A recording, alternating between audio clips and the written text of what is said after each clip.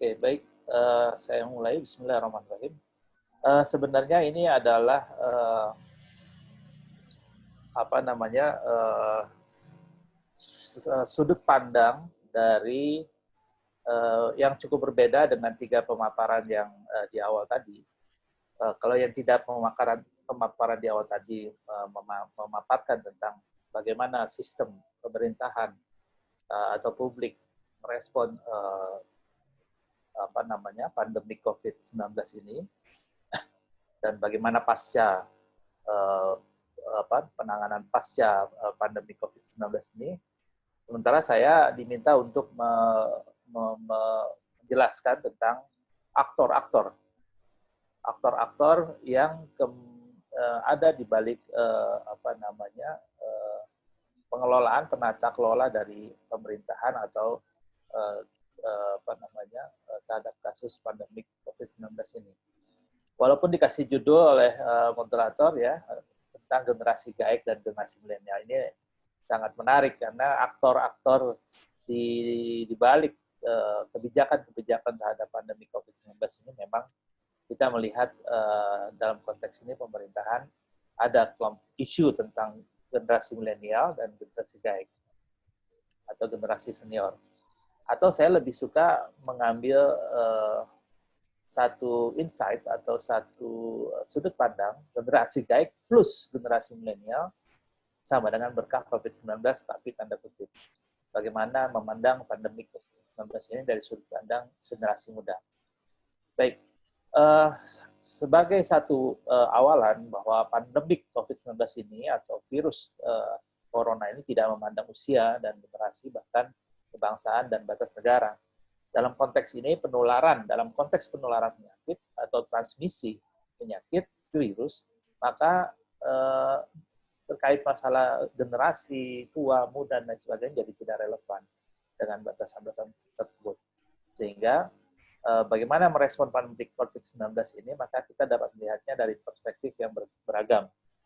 Nah, dalam konteks kajian politik yang menjadi apa namanya bidang kajian saya, maka kita bisa menggunakan perspektif aktor dalam pembuatan keputusan di balik respon terhadap pandemi COVID-19 ini.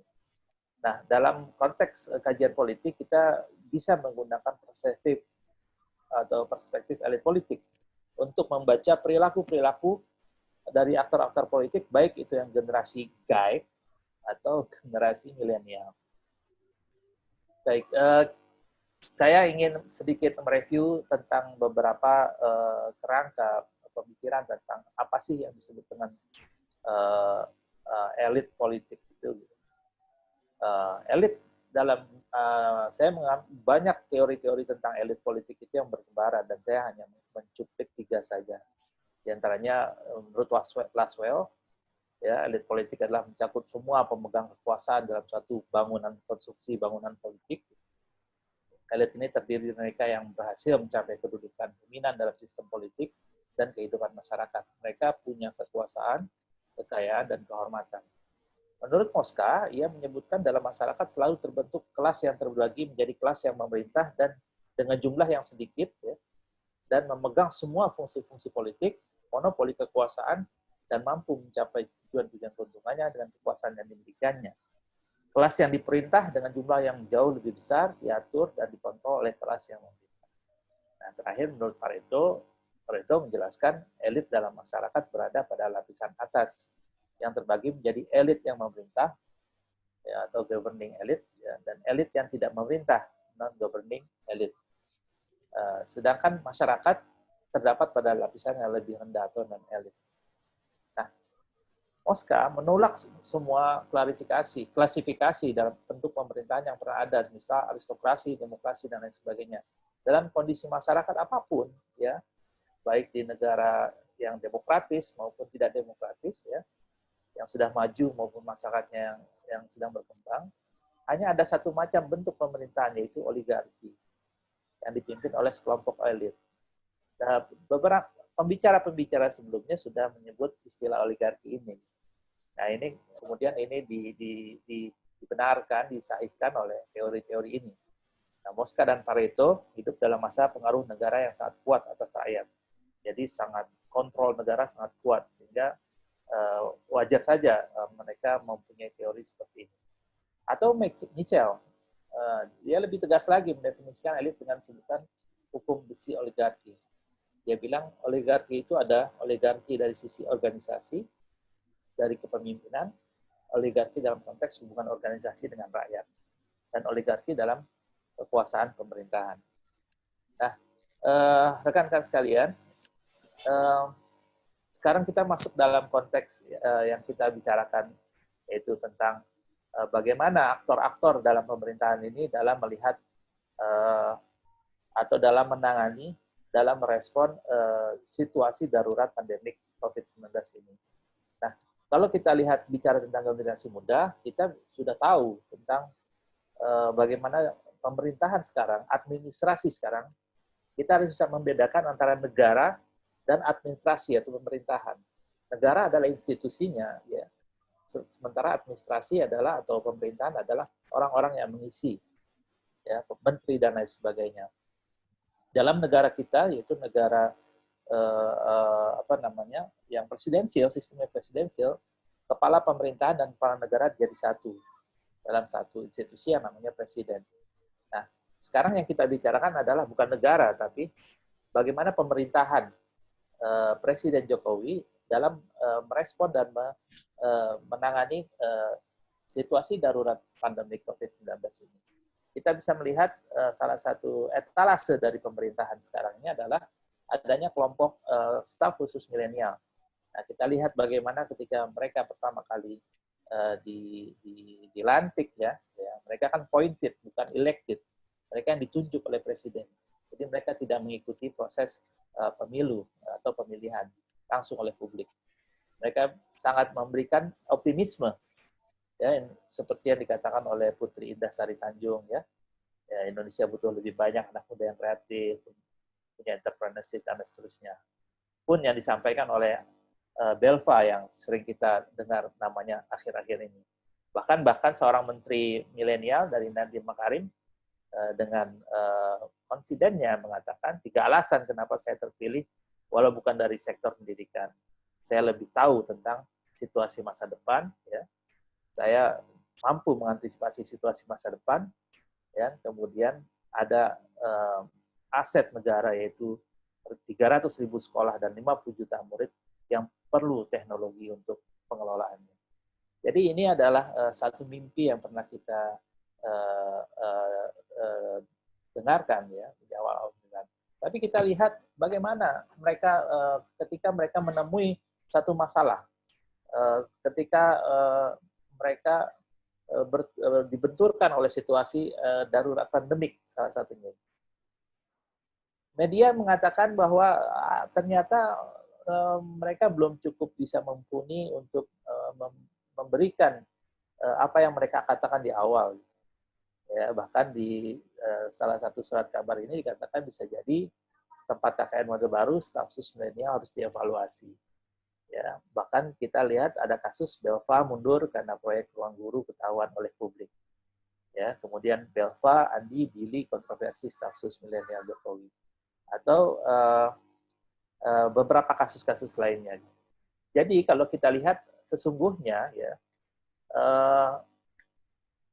dalam konteks generasi milenial ini, ya, kita melihat dalam konteks ini teori elit yang tadi disampaikan tadi bahwa sesungguhnya ini adalah bagian dari bagaimana pemerintah sekarang atau rezim sekarang atau pemerintahan yang dipimpin oleh Presiden Jokowi, mereka melakukan rekrutmen elit, kekuasaan baru dengan orang-orang baru, dengan anak-anak muda, generasi muda.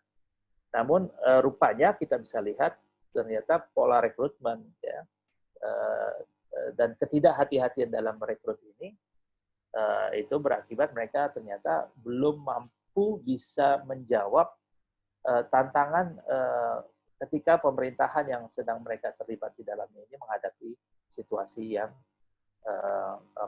yang krisis. Nah, sekarang generasi tua. Nah, kita sudah kenal ini, ya. Fotonya ini menarik sekali. dan banyak menghiasi media dan surat kabar. Dan mungkin bisa merepresentasikan dari pemerintahan Jokowi bagaimana, atau bahkan kita akhir-akhir ini mendengarkan anekdot, apapun yang dikatakan Presiden, kalau belum diiyakan oleh Bapak ini, maka belum tentu itu keputusannya. Gitu. Nah, ini kan menarik. Masyarakat kalau sudah bikin anekdot di tengah krisis ini kan menjadi seru. Gitu. Atau bahkan kita sering melihatnya dalam meme, dalam stiker-stiker di WhatsApp kita. Gitu.